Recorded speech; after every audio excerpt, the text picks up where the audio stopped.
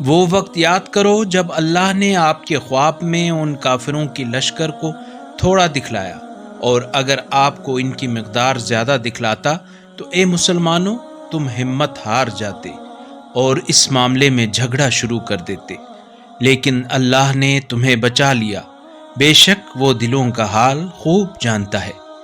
اور وہ وقت یاد کرو جب تم مقابلے پر آ گئے تھے تو اللہ نے کافروں کو تمہاری نظروں میں تھوڑا کر کے دکھایا، اور تمہیں بھی کافروں کی نظروں میں تھوڑا کر کے دکھایا، تاکہ اللہ کو جو کام کرنا منظور تھا وہ کر ڈالے، اور تمام معاملات کی بازگشت اللہ کی طرف ہے۔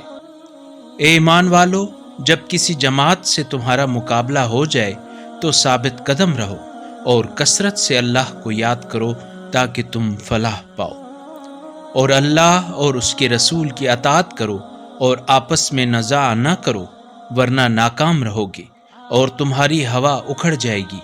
اور صبر سے کام لو، بے شک اللہ صبر کرنے والوں کے ساتھ ہے۔